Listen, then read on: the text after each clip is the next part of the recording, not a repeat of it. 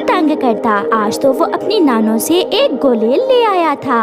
अब आएगा मजा, मेरी गुलेल के निशाने से कोई बच नहीं सकेगा। सबसे पहले मिट्ठू अंकल की तरफ जाता हूँ। ऐसा सोचते हुए जग्गू कौवा मिट्ठू अंकल के घोंसले की तरफ जाता है। मिट्ठू तोता अपने घोंसले में बैठा अमरूद खा रहा था जब जग्गू कौवा पीछे से गुलेल चलाता है। निशाना सीधा मिट्ठू के अमरूद पर लगता है और मिट्ठू का अमरूद नीचे जा गिरता है। कौन है जिसने मेरे साथ ऐसी शरारत की है? रुको रुको कौवे के बच्चे, मैं छोड़ूंगा नहीं तुम्हें। भागते हुए जग्गू कौवे को मिट्ठू देख लेता है। मैं तुम्हारे घर आकर तुम्हारी ये गुलेल तोड़ कर जाऊंगा। मिट्ठू भी जग्गू के पीछे उड़ता है। मम्मा, मिट्ठू अंकल मेरे पीछे लगे हुए हैं। क्या हुआ जग्गू, कोई शरारत की होगी तुमने? मम्मा, मैंने अपनी गुलेल से मिट्ठू अंकल के अमरूद को निशाना बनाया। मिट्ठू अंकल ने मुझे देख लिया।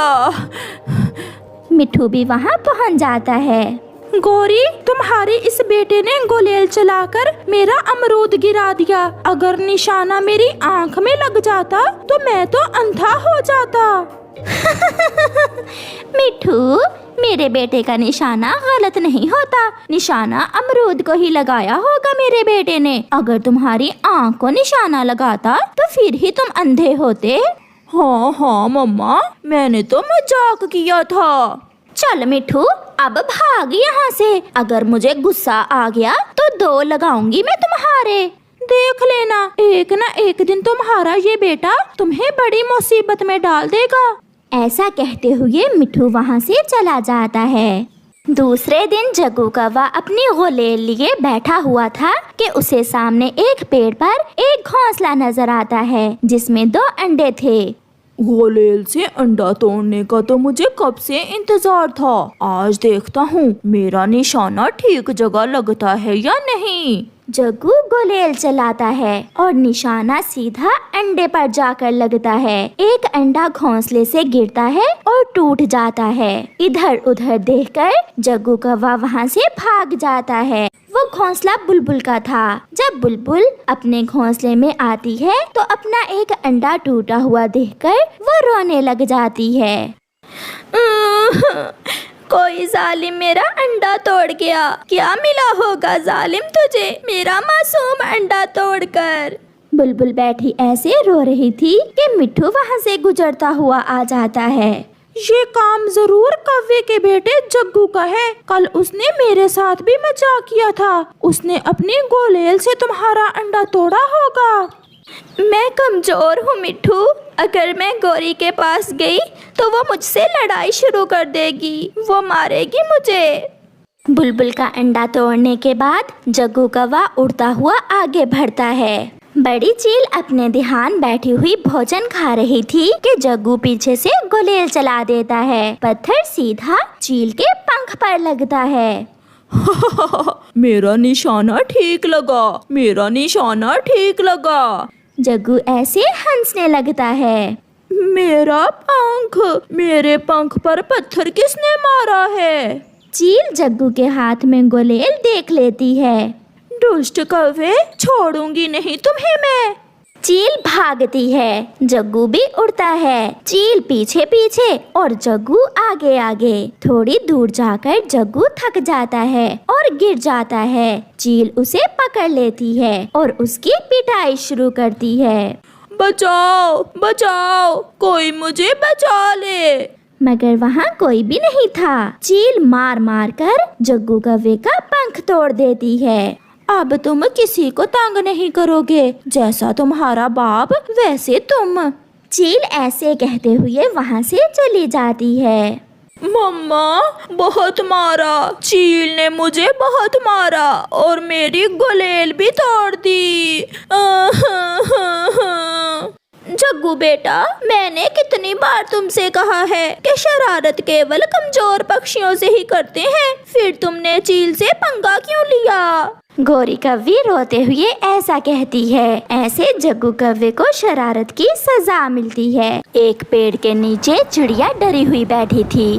वो रो रही थी और अपनी प्याज की फसल को देखे जा रही थी। ऐ ऊपर वाले, अब मैं क्या करूं? बहुत मेहनत की अपनी फसल की तैयारी में, मगर ऐसी बारिश में मैं अपनी प्याज की फसल को मंडी तक भी तो नहीं लेकर जा सकती। मेरी सारी फसल खराब हो जाएगी। मेरा सारा पैसा जो फसल पर लगाया डूब जाएगा।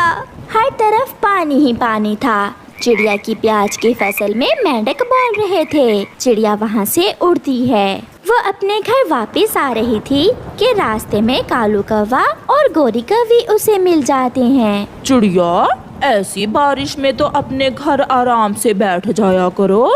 मैं अपनी प्याज की फसल देखने गई थी, मगर खेत में तो हर तरफ पानी ही पानी है। चिड़िया, मेरे पास एक उपाय है। ये सुनकर चिड़िया बहुत खुश होती है।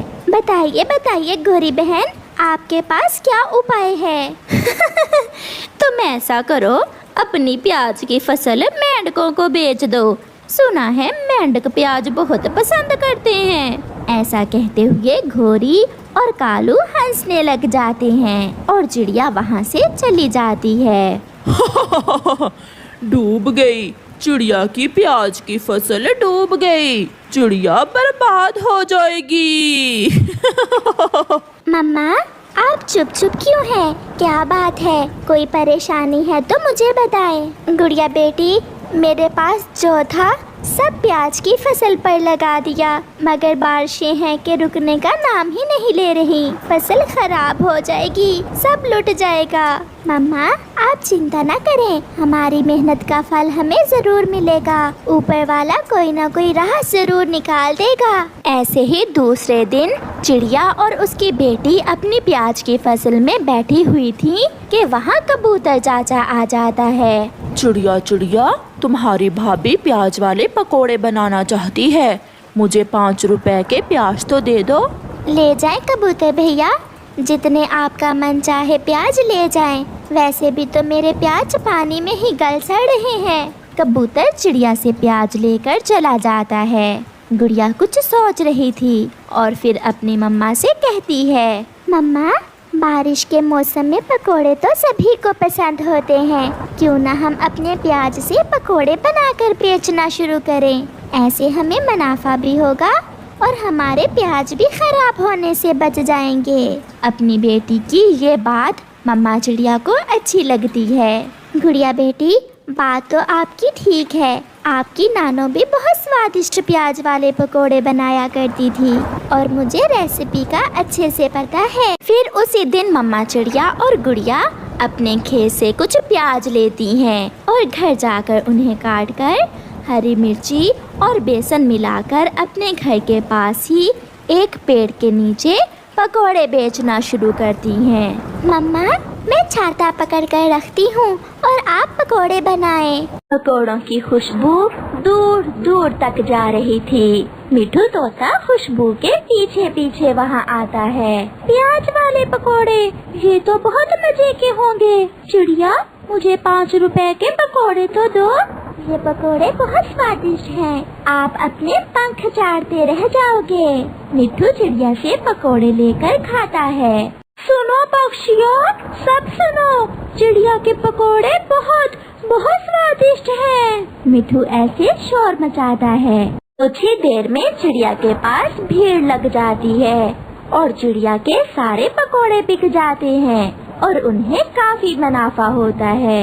ऐसे चिड़िया और उसकी बेटी अपनी प्याज की फसल का बहुत अच्छे से इस्तेमाल करती हैं। चिड़िया, मान गई मैं तुम्हारी बुद्धि को। प्याज भी खराब होने से बच गए और मुनाफा भी कमा लिया।